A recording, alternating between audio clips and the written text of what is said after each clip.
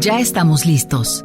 Esto es Los libros tienen la palabra, el podcast de la Dirección de Editorial de la Universidad Autónoma de Sinaloa. Perspectivas, ideas inspiradoras e historias de las voces que construyen el panorama científico y cultural de la actualidad. Comenzamos.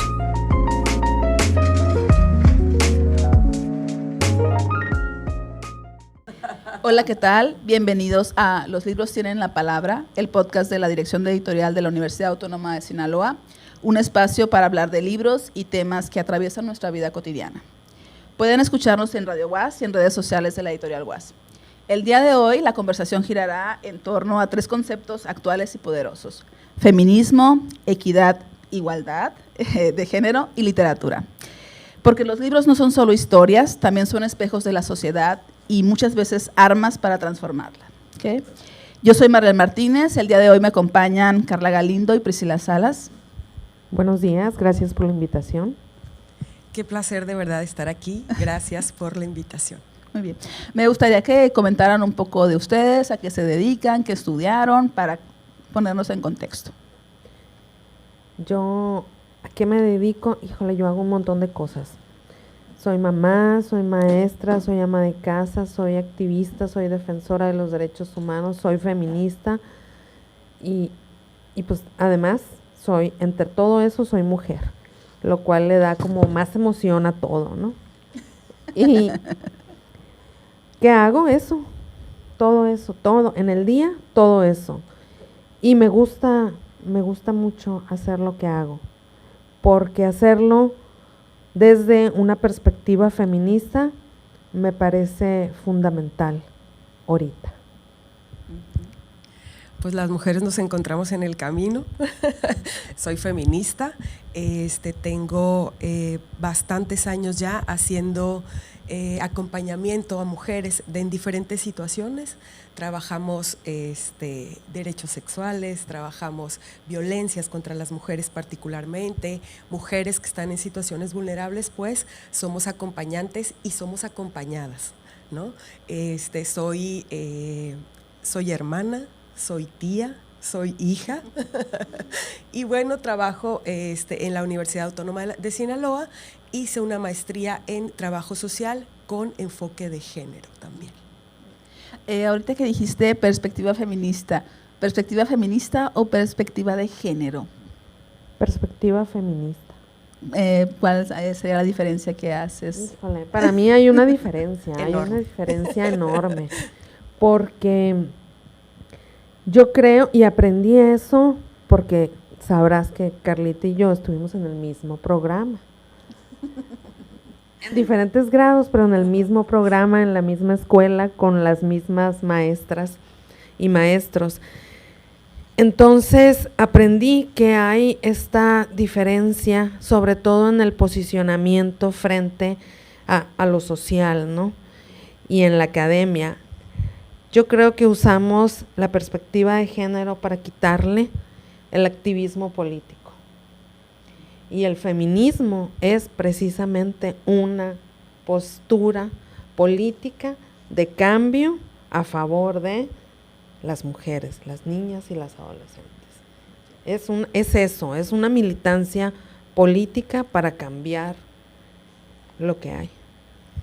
Enunciarte como feminista creo que justo tiene que ver con un movimiento emancipatorio, con poner las mujeres al centro, con revisarte y revisar a las otras mujeres como sujetas políticas. Creo que la diferencia con los estudios de género me parece que es un poco suavizarlo, es un poco ponerle, para no herir susceptibilidades, entonces les vamos a llamar estudios de género y se va a escuchar más lindo. Pero en realidad los feminismos incomodan. ¿Por qué? Pues porque estamos interpelando un discurso de poder que al final de cuentas sí o sí está cuestionando los privilegios de un grupo. Entonces creo que esa es la diferencia. Enunciarte desde un posicionamiento feminista es incómodo, es muy incómodo. Hablarlo desde los estudios de género me parece como suavizarlo un poco, hacerlo políticamente correcto. Sí, porque hay gente como que le da roncha, ¿no? Le saca ronchas hablar de feminismo, mencionar la palabra feminismo. De hecho, hay gente que piensa que las mujeres ya tenemos más derechos que los hombres. No sé en qué cabeza cabe eso, pero así he escuchado esas posturas de que las mujeres ahora tenemos más derechos que los hombres, como si el que nosotros tuviéramos derechos les quitaran a ellos los suyos. No sé, esa visión. Y de repente no sé qué contestar yo a esa gente. Ustedes... Ay, a mí me parece que existe esta idea de que los privilegios que tienen los varones, los privilegios machistas que se han construido en esta sociedad patriarcal, ellos precisamente, y ellas a veces también, los identifican como si fueran derechos. Por eso yo creo, dicen, ¿verdad? Es que ellas tienen más derechos ahora que nosotros. Porque, pues, entrar al espacio de la casa, a los trabajos de cuidados, participar en la crianza, dejar de tener derecho a acosar, a violentar, a hostigar laboral, emocional y sexualmente a las mujeres, eso se había visto durante mucho tiempo, incluso no nada más como derechos de los hombres. Yo he llegado a decir en foros políticos y públicos, acosar niñas y niños sexualmente no son derechos sindicales, porque en muchas ocasiones la gente cree que esos son derechos y que ocultar o proteger a un abusador sexual, sobre todo dentro de ciertos ámbitos, es proteger sus derechos laborales. Yo creo que están un poco confundidos y sobre todo en eso, creen que estos privilegios o acciones machistas y patriarcales abusivos que se han tenido sin cuestionarse por mucho tiempo, pues eran derechos. También creo que nos educaron en una visión androcéntrica de todo. Entonces, pensar en que la otra tiene derechos es como desde el miedo a perder los míos, cuando no tiene absolutamente nada que ver con eso. Cuando hablamos de igualdades, estamos hablando de suelo parejo, estamos hablando de que a mí me asuman como persona, básicamente es eso. También tiene mucho que ver con el desconocimiento, ¿no? Lo que asimilamos que significa feminismo tiene una carga de prejuicios impresionantes que me parece que no le abonan, ¿no? a revisar entonces qué significa igualdad de derechos para mujeres y hombres. Creo que se basa en eso, en esta visión androcéntrica de la vida completamente, y en segunda, los prejuicios, cómo nos construyeron la idea de que del significado de los feminismos. Entonces, por eso es importante que revisemos, por eso es importante que nos sentemos y dialoguemos de qué significa y qué no los feminismos, ¿no? Porque además tenemos que defender esa parte. Porque, bueno, de hecho, incluso en el feminismo se habla de feminismos en plural precisamente por eso, porque hay distintos posicionamientos en este mismo movimiento, ¿no? Por ejemplo, sin ahondar mucho porque no quiero entrar en controversia. ¿Cómo? Sin miedo. Hay dos posturas que yo siento como son como radicales, que son los extremos del feminismo, ¿no? Lo que es las radfem, que les llaman, las feministas radicales, y las que son las transfeministas. Yo, bueno, digamos, soy nueva en esta cuestión de la parte teórica. Desde siempre me he sentido como que en rebeldía y en lucha por defender lo que yo pienso, lo que yo creo, lo que yo quiero hacer desde niña. Pero en esto de la teoría soy nueva, ¿no? Entonces estoy aprendiendo apenas. Y me causa de repente conflicto porque yo encuentro puntos a favor en mí misma, en las feministas radicales. Coincido en algunos puntos, pero también coincido en otros puntos con las transfeministas. Entonces estoy así como en medio, no sé hacia dónde irme. A ver, ¿cuál es como su consejo hacia esta nueva feminista teórica? Es que eso es justamente la maravilla de los feminismos, que tú puedas tomar postura en lo que tú quieras y como tú lo quieras, donde puedas posicionarte y te sientas cómoda. Habría que revisar la historia de los feminismos y entonces cómo empiezan, cuándo, qué significa cada una de las olas, por qué entonces hubo que interpelar a un tipo de feminismo cuando las feministas negras decían, no me veo representada de lo que tú estás hablando de el derecho al voto, yo ni siquiera todavía estoy asumida como persona. Cuando hablamos de mujeres negras, por ejemplo, y entonces interpelo desde la interseccionalidad y te digo, a ver, la raza importa, la clase importa y el género importa. Ah, ok, me muevo, este es otro feminismo, pero entonces las feministas indígenas hablan del amor a la tierra y de cómo volver a los cuidados. Y entonces hay otro posicionamiento ecofeminista que dice, necesitamos revisar cómo estamos devastando a la naturaleza, porque de ahí está la raíz. Y cuando hablamos de radical, cuando tú hablas de radicalismo, pues no quiere decir como las tremendas pugnas, quiere decir cambios de raíz, desde raíz, de ir y revisar cómo está la base de esta sociedad patriarcal que nos está causando todos los estragos que vemos que nos está causando, y en eso ahí trabajar, en esa raíz, ¿no? Entonces, cuando hablamos de las transfeministas, pues hablamos de su posicionamiento en el que Simone de Beauvoir decía, la mujer no nace, se hace, y entonces ellas se posicionan desde un espacio, tienen su militancia, tienen sus puntos, pero yo creo que todos los feminismos tenemos puntos que son claves y en los que para donde miramos hacia el mismo lugar, hacia donde queremos llegar, ¿no? Para mí es muy importante pensar, y siempre trato de definirme como feminista desde hacer mía una frase de Angela Davis, ¿no? Que dice, el feminismo es la idea radical de que las mujeres somos personas. Entonces, desde ahí somos feministas. Y si te pones a revisar la historia, te vas a dar cuenta que la lucha de nosotras, las mujeres, ha sido por que nos reconozcan, más allá de ser criaturitas de Dios. Más allá de ser mamá de, hija de… Que somos casi personas. Humana. Así es, que somos personas. Y desde cada una de estos lugares que ocupamos en el mundo por las diversas actividades, roles, lugares en donde vivimos, preocupaciones que tenemos, necesidades que tenemos, pues nace obviamente un posicionamiento político, ¿no? Para defender pues el territorio, nuestras ideas y nuestra vida, pero también el derecho que tenemos nosotras de ocupar ese tiempo, espacio y cuerpo como personas que son mujeres. Cuando hablé contigo para prepararnos para esta charla, me dijiste hay que hablar de igualdad de género, equidad, como que no te agradó mucho la palabra equidad. ¿Cuál sería la diferencia entre igualdad y equidad de género y por qué prefieres igualdad? A ver, en el camino necesitamos equidad, pero el fin último hablamos de igualdad. Entonces la equidad nos va a dar las herramientas para llegar a…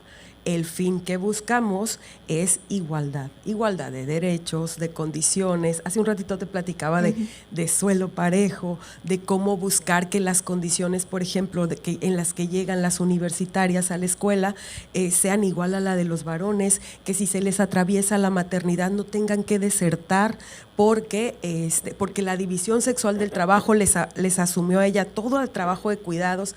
Entonces, esas herramientas nos las da la equidad. Pero el fin al que queremos llegar, al final es justo ese, la igualdad. Por eso te decía, pensar en equidad, sí, me parece que es el camino, que es la herramienta, que es como por donde tenemos que transitar, pero hay que llegar a aquel punto. Y ese punto para nosotras se llama igualdad de derechos. Bueno, entonces, ¿por qué es importante mirar el mundo, las ciencias con perspectiva de género? O, bueno, perspectiva feminista. Sí. Estamos aprendiendo. Sí, estamos aprendiendo juntas aquí. Porque es importante ver el mundo, la ciencia y todo con perspectiva feminista. Porque es importante reconocernos a nosotras y a nuestra labor en ese campo, en ese pedacito de tierra, de cielo, de lugar que hay, ¿no? porque cuando hablamos de interseccionalidades, estamos hablando de ubicarnos en un tiempo y un espacio histórico, ¿no? En una piel determinada, y yo creo que esa perspectiva, ese punto de vista, nos va a hacer ver las cosas de manera a veces radical, a veces en otro extremo de diferencia, ¿no? ¿Por qué? Por ejemplo, en la ciencia, las prótesis de cadera, los infartos. Todo el tiempo se habían visto desde una perspectiva que se decía neutral, pero que no era neutral, era la perspectiva de, obviamente, ver lo que le pasaba a los hombres. Entonces, los síntomas del infarto, que se habían definido durante mucho tiempo para identificar en la clínica un infarto, eran los síntomas del infarto en varones, porque los síntomas del infarto en mujeres son diferentes. Las prótesis que se hicieron, por ejemplo, para reemplazar las caderas en mujeres mayores, eran las prótesis con medidas de varones. Y podría parecer trivial, pero en realidad no lo es. ¿Por qué? Porque las mujeres durante muchísimo tiempo no supimos cómo era un infarto en las mujeres, por lo tanto la atención primaria, la posibilidad de salvar vidas, la posibilidad de atenderlas de manera adecuada, no existía simplemente porque había una sola mirada, como decía Carla ahorita, una mirada androcéntrica, en donde los varones son la medida y el centro de todo lo que está en el mundo. Pensar como varón, ocupar un puesto de trabajo como varón siempre ha sido la medida. Entonces, los requisitos para un puesto de trabajo, por ejemplo, eran pensados en un varón que no se embaraza, un varón que no menstrua, que no tiene cólicos, que no tiene menopausia, un varón que está ocupando ese espacio y que aparentemente ese espacio es neutral, pero está pensado como un varón. Entonces, esas pequeñas diferencias, por ejemplo, en un programa social en donde las mujeres están pidiendo después de un huracán libros, están pidiendo que las escuelas se vuelvan a poner en marcha, están pidiendo ayuda para sus hijos e hijas, es una perspectiva feminista, es una perspectiva de mujeres, porque si los varones se enfrentan a un huracán, ellos no van a pedir lo mismo, van a tener una perspectiva muy diferente. Entonces, ocupar el mundo, verlo como mujer y pedir que desde ese lugar se transforme, importa en cambios que son a veces muy radicales. Y no nos vamos lejos, yo estaba pensando en el COVID, por ejemplo. Por ejemplo. Las vacunas que se hicieron de COVID justo tenían esa medida. ¿Hace cuánto fue el COVID? O sea, ni siquiera fue hace 10, 15 años. Y resulta que se hicieron desde esta biología masculina y nunca pensaron que nosotras menstruamos y que nos iban a causar alteraciones con las menstruaciones, sí, hormonales. Entonces es como, parece irrisorio, pero pues esa visión masculina que hemos interpretado incluso la prehistoria desde esos parámetros, ¿no? Leí hace un poco, hay un texto maravilloso de Marga Sánchez de la prehistoria de las mujeres y esta antropóloga, esta arqueóloga, lo que hace es voltear y revisar y decir, a ver, en esta etapa la participación de las mujeres fue trascendental para la evolución del hombre, ¿no? Fue trascendental. ¿Por qué fue trascendental? Porque había que revisar la prehistoria con otra mirada que a lo mejor hace 20 años no estábamos con la posibilidad de tener esa claridad. Pues porque resulta que este sedentarismo de las mujeres tuvo que ver con, o de los clanes, tenía que ver con empezar a sembrar, con recoger frutos, con la importancia de la alimentación para una familia, y no la historia que nos vendieron como que los cazadores en masculino, que además encontramos que también había cazadoras, pero que la alimentación que traían pues no iba a ser para un mamut no iba a alimentarles por mucho tiempo. En cambio, la recolección de las semillas, la recolección de los frutos, el cuidado de los otros y las otras fue trascendental. Las migraciones estuvieron guiadas por mujeres. Entonces, esta participación de las mujeres en la prehistoria, pues resulta que venimos a verla hasta hace muy pocos años, cuando estas arqueólogas revisan y dicen, no era como nos lo contaron, no era como lo vimos en los museos, donde es ella quien está solamente a cargo de, y son los cazadores, los varones allá atrás, o quienes hacían las pinturas en esa época rupestres, no solo eran varones, resulta que con reconocimiento dáctil de los deditos, pues que también eran las mujeres quienes participaban. Entonces, revisar esta deuda que todavía la tenemos histórica, como con el borrado de las mujeres, ha sido uno de los grandes aciertos de estas miradas, de estos posicionamientos políticos que la ciencia, al final de cuentas, nunca ha sido neutra. Tiene visión masculina, la cientificidad incluso, hasta hace muy poco, la cuestionaron, la teoría feminista interpeló esta forma rancia o arcaica de algún momento de la objetividad. No, somos subjetivas y somos subjetivos y sentimos y pensamos al mismo tiempo y no lo podemos evitar.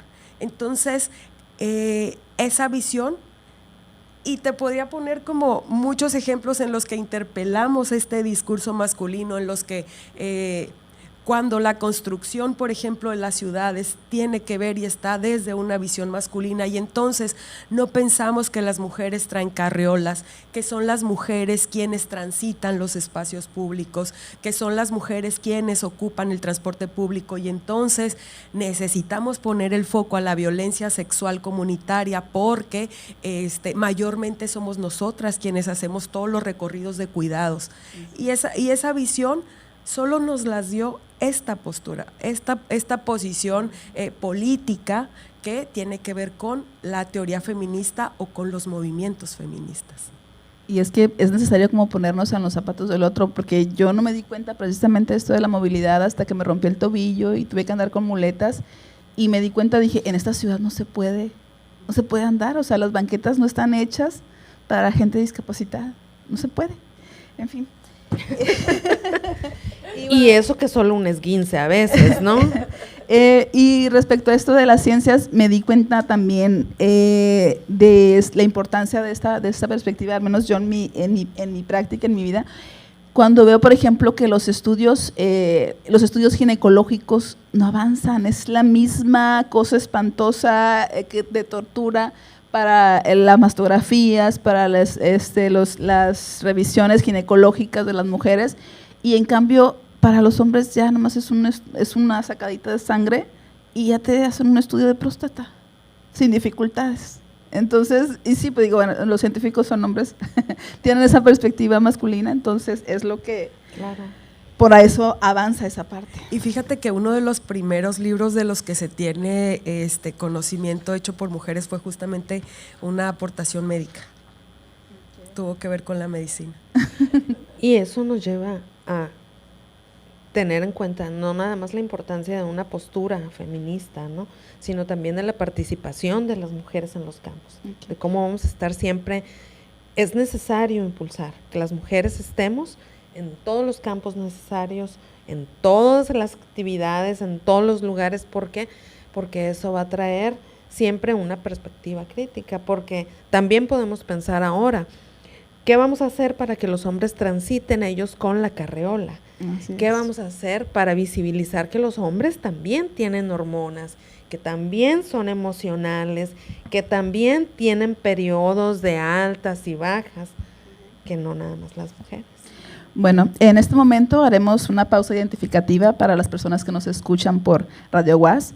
Les invitamos a permanecer con nosotros para seguir conversando sobre feminismo, equidad, igualdad de género y literatura en Los Libros Tienen la Palabra, el podcast de la Dirección de Editorial de la Universidad Autónoma de Sinaloa. Regresaremos en un instante para que los libros y tú tomen la palabra.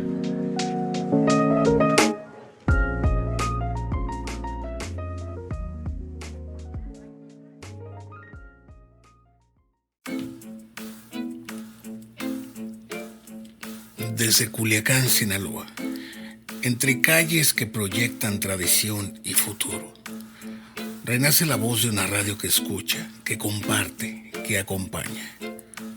Una radio que proyecta el arte que nos une, las historias que sanan y las voces que sueñan con un Sinaloa más justo, más humano.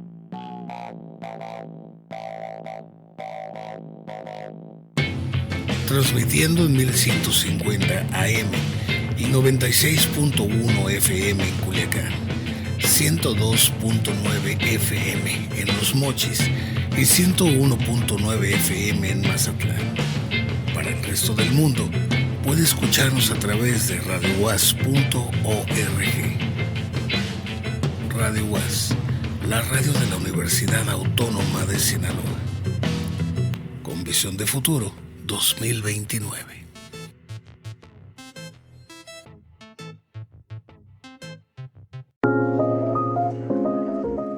Regresaremos en un instante para que los libros y tú tomen la palabra.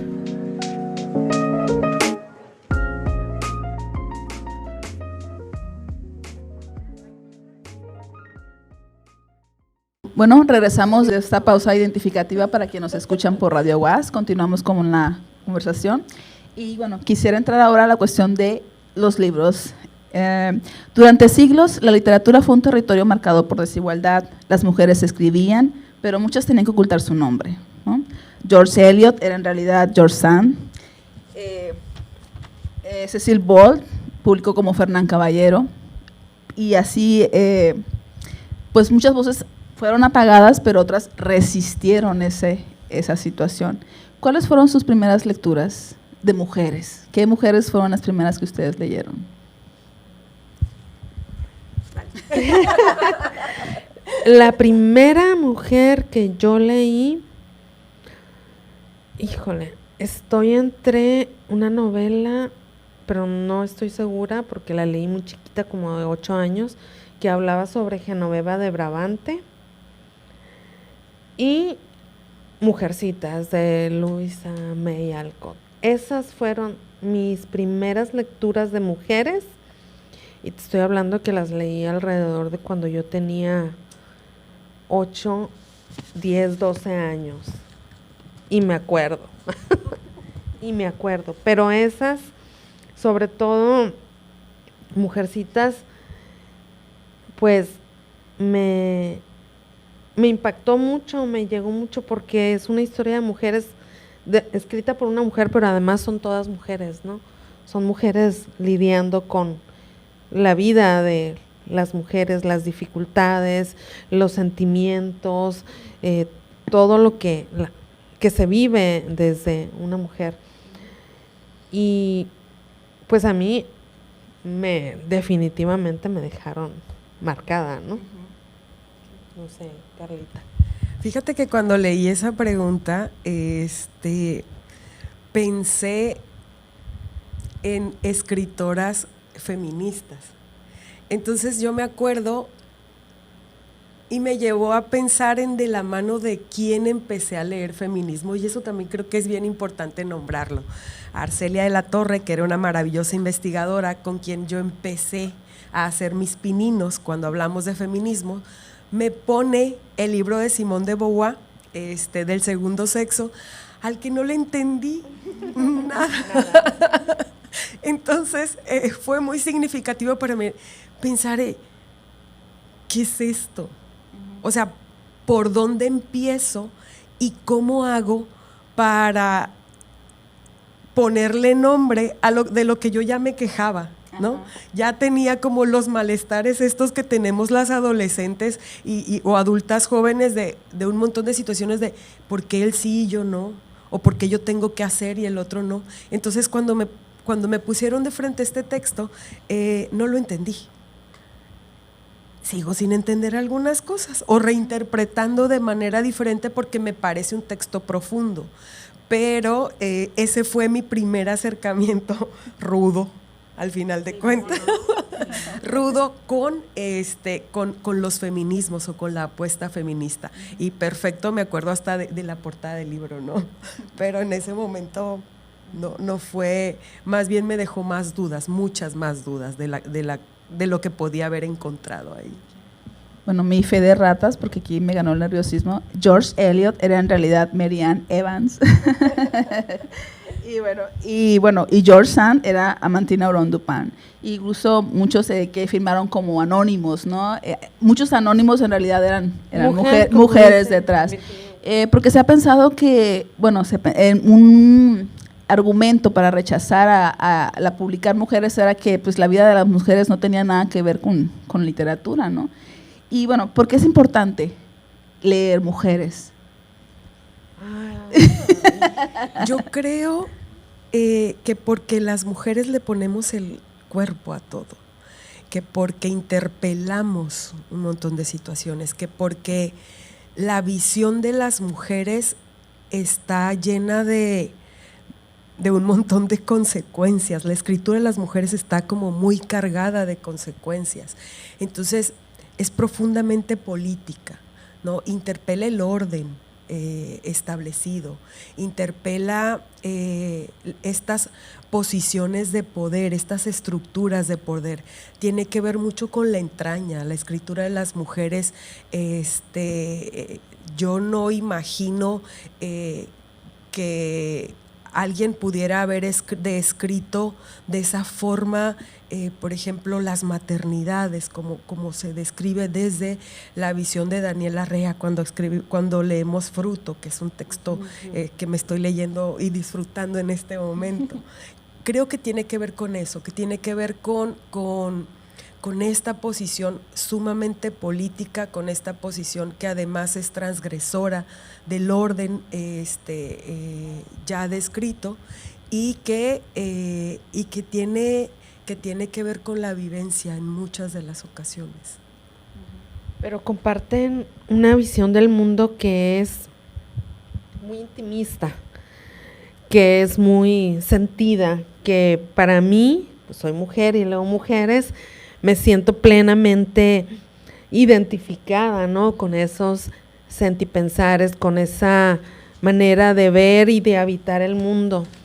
Hay libros que son escritos con mujeres que son profundamente, de verdad es que si los lees pueden ser descarnados, pueden ser muy sentidos, muy, híjole, que te mueven todo. Hay un libro que a mí me gusta muchísimo, que además es una tesis de doctorado de una trabajadora social que luego quiso ser antropóloga y se llama La muerte sin llanto, y es un libro que no puedes leer sin que cambie tu visión de la maternidad, de cómo se habitan los lugares en la periferia, cómo se enfrenta la maternidad y la pobreza de una manera tan valiente y a la vez tan práctica que tú no puedes ver esas decisiones siendo tomadas por alguien que no sea una mamá, que no sea una mujer pobre de la periferia. Y ahorita que decía el libro que estoy leyendo y que estoy disfrutando muchísimo es el de Alias Grace, de Margaret Atwood, que trata sobre una asesina del siglo XIX en Canadá, pero que lees las descripciones y te identificas y puedes distinguir todas esas injusticias contra las mujeres y puedes ver también una sensibilidad especial, ¿no? De cómo una mujer que está siendo sometida a un proceso judicial puede distinguir que su voz en las declaraciones no es de ella, cómo la juzgan a ella desde los varones. Es un libro que de verdad es muy bonito de leerlo por la sensibilidad con la que está escrito, pero también muy crudo y cruel desde otra perspectiva, ¿no? Sí, justo creo que también tiene como esa maravillosa particularidad de que escribimos desde los márgenes, desde el margen hacia el centro. Entonces me parece muy íntimo también, ¿no? De hecho, ahorita justo recordé cuando estaba en la universidad, bueno, el programa en la universidad, en mis tiempos, no sé ahorita, pero era el 99% de las lecturas eran de hombres, o sea, leíamos hombres. Y de hecho, una de las lecturas que Madame Bovary, de Flaubert, que la maravillosidad del libro era que Flaubert podía escribir como mujer, o sea, podía dar esa sensación de que en realidad era una mujer la que estaba hablando en el texto. Entonces, los libros tienen que, o sea, los autores hombres tienen que imitar para poder hablar de mujeres y decir, esa era nuestra representación. Pues entonces, cuando ya es una mujer la que habla directamente de lo que siente, de lo que hace, eso como de repente siento que tiene menos valor, se menospreciaba en el pasado, ¿no? Yo, de mis lecturas favoritas, Annie Ernaux, El acontecimiento, por ejemplo, me dejó, o Una mujer. A mí ese libro, el de Una mujer, me hizo ver mi relación con mi madre, con mi abuela, incluso la relación de mi madre y mi abuela. Entonces, para mí ese libro es maravilloso y lo descubrí hace muy poco en realidad. Entonces, quisiera que hiciéramos algunas recomendaciones para los que están empezando, que no sean ese encuentro tan fuerte de primera vez. Prometemos que no va a ser el segundo algo tan sexo. denso, ¿no? Yo estaba justo pensando en qué podemos recomendar que no tengan como encontronazo con los feminismos y empezar de manera sutil. Yo creo que siempre hablaremos de feminismo para principiantes, sí, con Nuria Varela, que es maravillosa y que incluso la tuvimos aquí hace unos meses dándonos unos talleres divinos. Pero también Bell Hooks, por ejemplo, cuando decías es que en la escuela siempre nos ponen a leer a varones, sí, estamos todavía invisibles, todavía es una asignatura pendiente, ¿no? Los aportes de las mujeres en cualquier ámbito. Bell Hooks, por ejemplo, que su trabajo sobre pedagogía desde los feminismos es maravillosa, desde un feminismo comunitario, desde un feminismo interseccional, desde cómo desde el aula podemos hacer que transgredan, ¿no?, las y los estudiantes, que al final de eso se trata. También creo que podríamos leer La mística de la feminidad, que fue como parteaguas en algún momento y tiene todavía vigencia cuando hablamos de los derechos laborales de las mujeres, cuando hablamos de la división sexual del trabajo. Me parece que ese es un texto que debe leerse.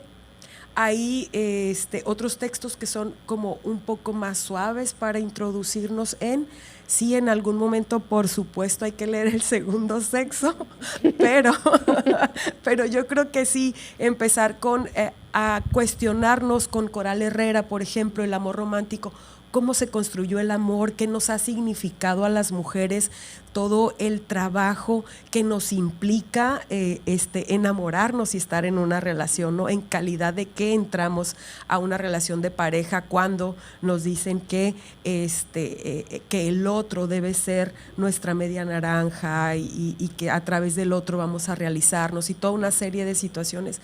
Coral Herrera es maravillosa para que leamos amor romántico, pero también hay otras apuestas para revisar el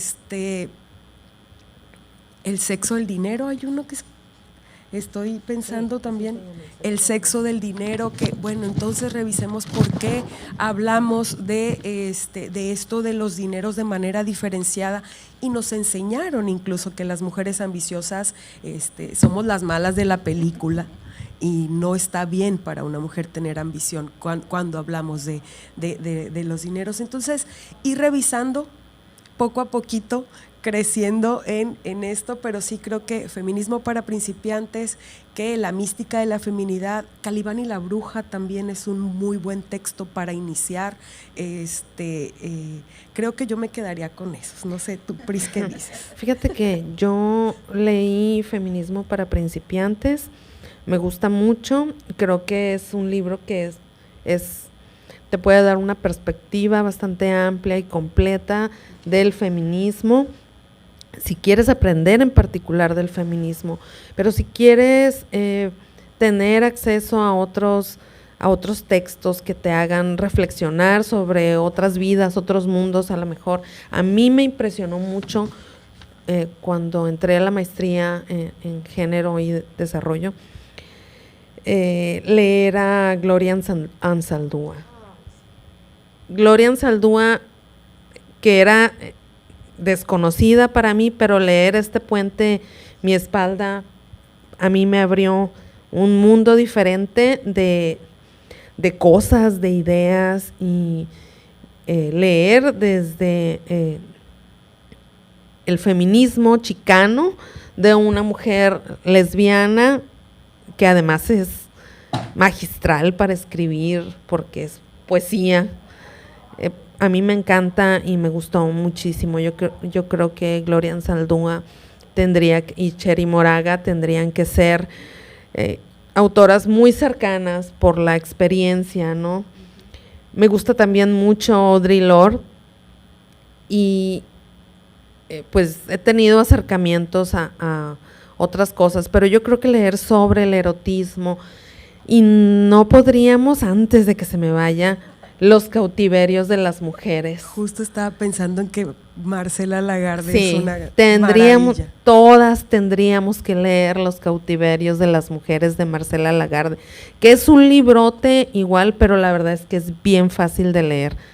Es bien fácil de leer y yo creo que ese sería como indispensable de una autora mexicana. Bueno, pues me llevo mucha tarea. Al rato voy a tomar nota de todas estas recomendaciones. Bueno, una pregunta que me viene a mí rondando y que incluso quería tomarla desde el principio, pero se me pasó. El papel de la literatura en la construcción de la equidad, igualdad de género. ¿Creen que a través de la literatura se pueda lograr algo? ¿Se está logrando algo? Sí, se puede lograr algo.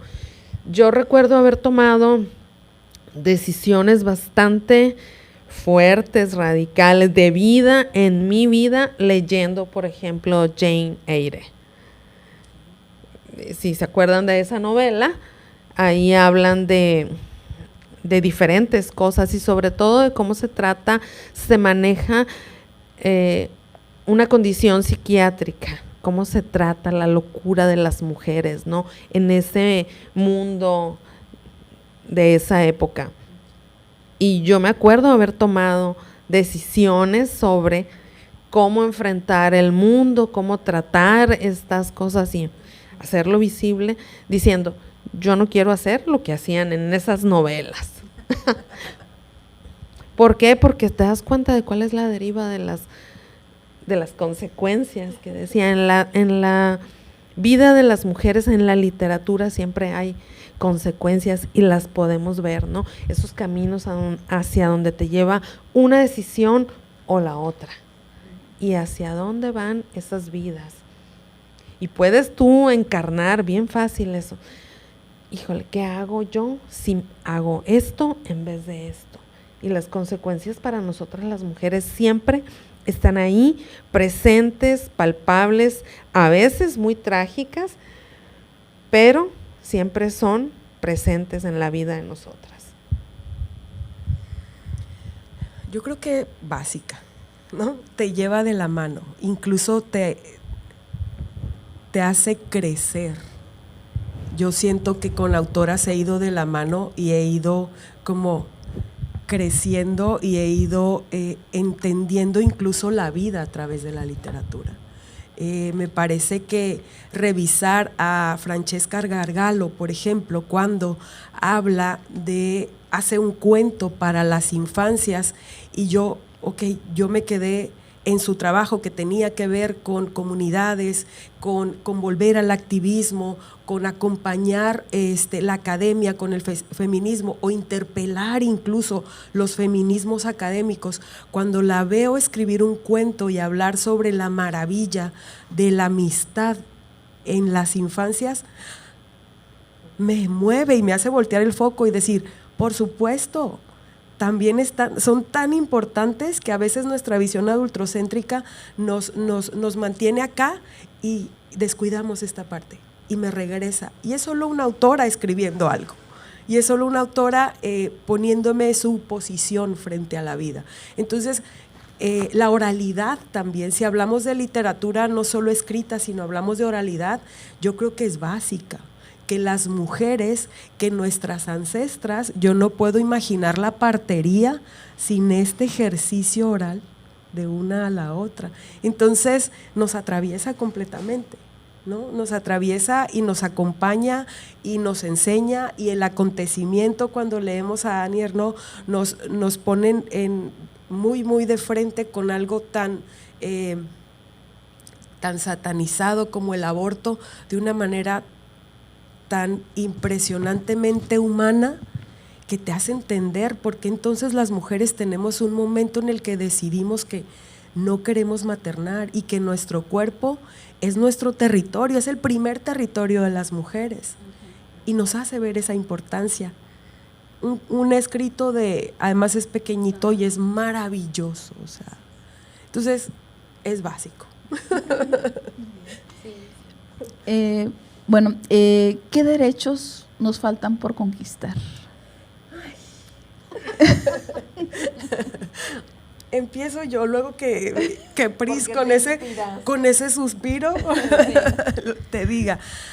La lucha de los derechos de las mujeres y el alcance de esos derechos nunca ha sido lineal, ¿no?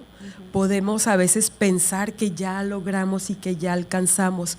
Del tema más cercano en este momento, cuando hablamos de aborto, por ejemplo, que ya lo tenemos, que ya está toda una base legal que nos dice que es accesible, que es gratuito para las mujeres. Sin embargo, en la práctica nos damos cuenta que no.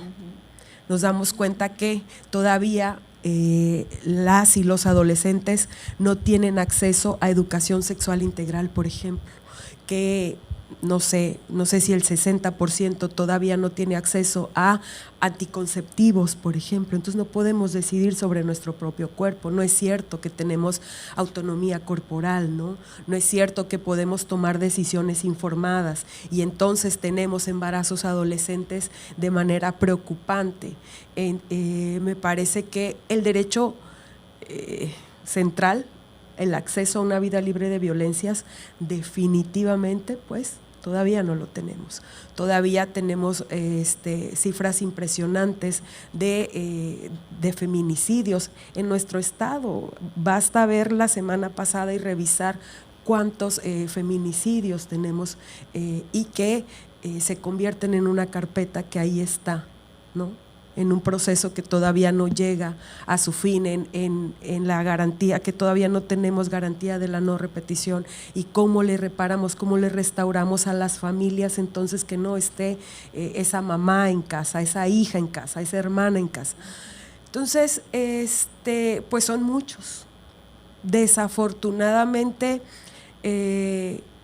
avanzamos y retrocedemos, damos como un pasito para adelante y dos para atrás, en este panorama en el que todavía no tenemos, por ejemplo, representación de mujeres en las carreras STEM, si hablamos de lo académico, que sí ya llegamos a la universidad, que sí ya tenemos calidad de iguales, incluso a veces en algunos niveles somos más las mujeres, pero en el área laboral todavía no estamos en espacios de tomas de decisiones.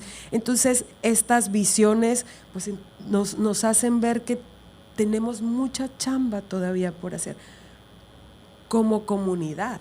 No solo las feministas, no solo desde los feminismos, pero particularmente nos interpela a nosotras, ¿no? Revisar las condiciones de las mujeres que están, por ejemplo, que están en espacios, en centros de rehabilitación. ¿Cómo están las condiciones para la dignidad? Las mujeres que están en reclusión.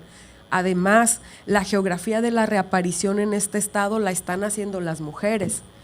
¿Y qué condiciones tienen esas luchadoras de derechos humanos para que les garanticemos la seguridad básica? Entonces, pues el camino todavía está empedrado y largo. Yo creo, y se va a escuchar un poco, no sé, extraño, pero yo creo que las mujeres todavía luchamos por el reconocimiento de ser personas con derechos humanos. Porque cuando, a pesar de una lucha que tiene siglos, cuando todavía el cambio de gobierno puede quitarnos derechos, es que no somos reconocidas como personas con derechos humanos. ¿Por qué? Porque los retrocesos casi siempre se dan justamente en el área de las mujeres, ¿no? Justamente a las que se les coarta, se les coopta, se les quita, es a las mujeres, es porque las mujeres no somos personas. Si nosotros revisamos históricamente algunos de los sucesos en donde hay retroceso de los derechos de las mujeres, te vas a dar cuenta que a ellos no se les quitó absolutamente nada. Si ves la situación en Afganistán, si ves la situación en Irán, en Irak, si ves la situación en Estados Unidos, te vas a dar cuenta por qué todavía nosotras luchamos por ser reconocidas como personas con derechos humanos.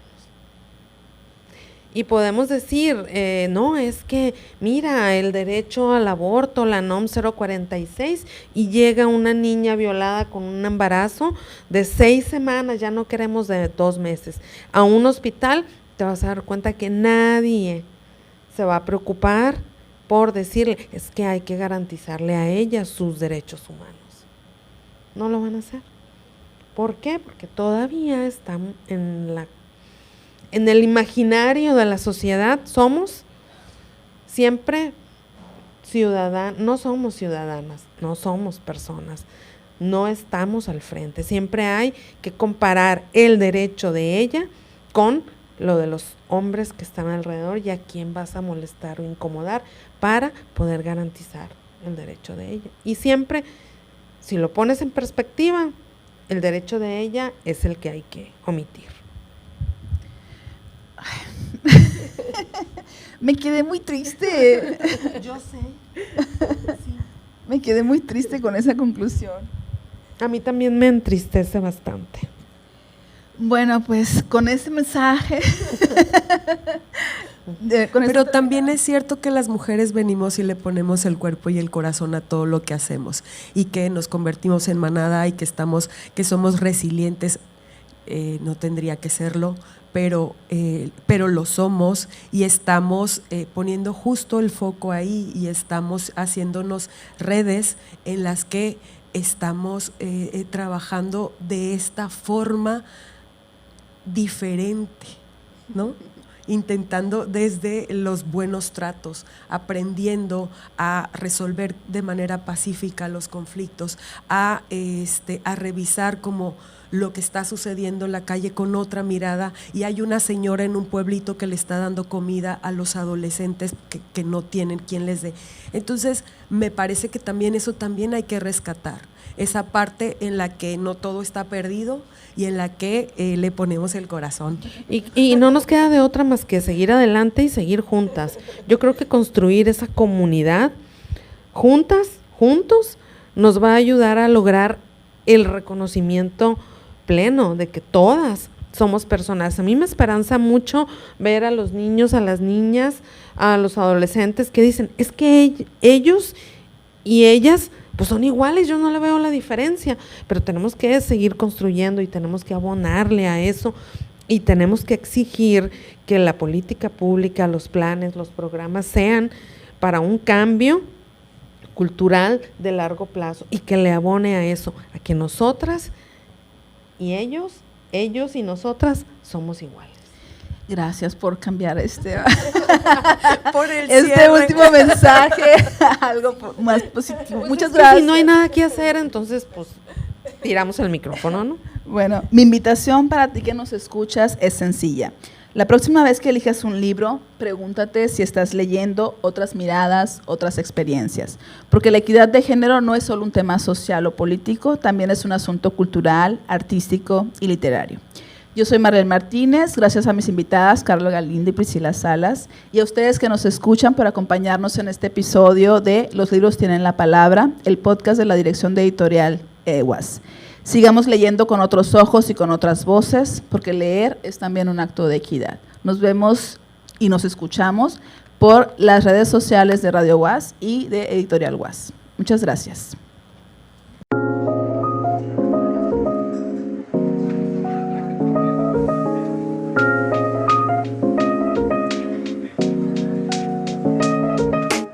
Gracias por habernos acompañado en Los libros tienen la palabra, el podcast de la Dirección de Editorial de la Universidad Autónoma de Sinaloa.